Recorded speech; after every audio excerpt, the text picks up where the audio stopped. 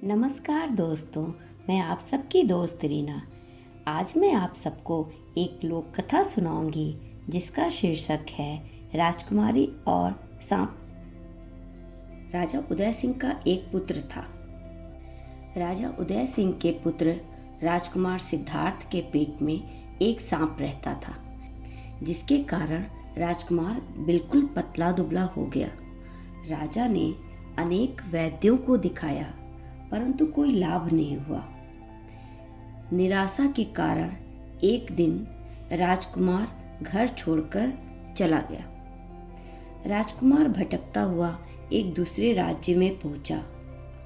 वहां वह भीख मांगकर पेट भर लेता और एक मंदिर में सो जाता। उस राज्य के राजा का नाम हिम्मत सिंह था। उनकी 2 राजकुमारियां थीं। वह प्रतिदिन सुबह अपने पिता को प्रणाम करती।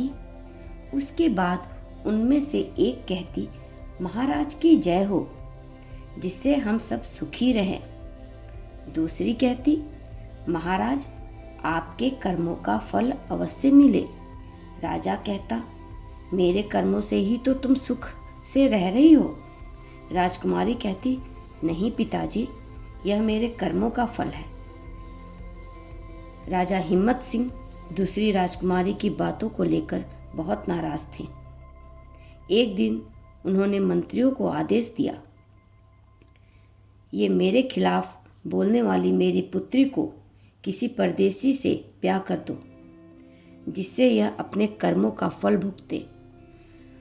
मंत्रियों ने मंदिर में रहने वाले उस भिखारी राजकुमार से दूसरी राजकुमारी का विवाह करा दिया। राजकुमारी प्रसन्नता के साथ पति की सेवा करने लगी। कुछ दिनों बाद वह पति को लेकर दूसरे राज्य में चली गई। वहां एक नदी के किनारे उसने अपना घर बना लिया।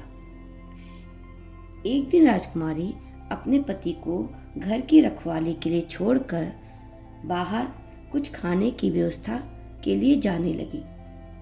अचानक उसे याद आया, वह बर्तन लेना भूल गई है। वह लौट कर आती है तो उसे घर में से कुछ आवाजें आती हैं। राजकुमारी छिपकर सुनने लगती है।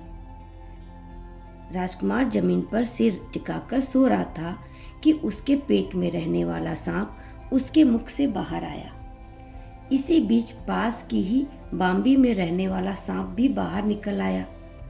उसने पेट में रहने वाले सांप से कहा, तू बहुत दुष्ट है, जो इस सुंदर राजकुमार को इतने दिनों से पीड़ित कर रहा है। क्या कोई नहीं जानता कि राजकुमार को पुरानी राई की कांजी पिलाई जाए तो तुरंत मर जाएगा। पेट वाले सांप ने भी कहा, और तू कौन सा बहुत भला है, अपनी तो देख, तूने अपने बाम्बी में सोने से भरे 2 कलश छिपा रखे हैं। तेरी बाम्बी में भी खौलता तेल या पानी डालकर तेरा वध किया जा सकता है।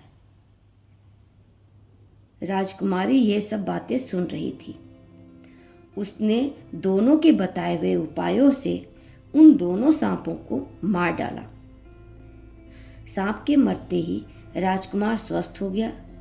बाम्बी में गड़े धन को निकालकर वह अपने राज्य में चली गई और अपने पति के साथ सुख से रहने लगी। धन्यवाद।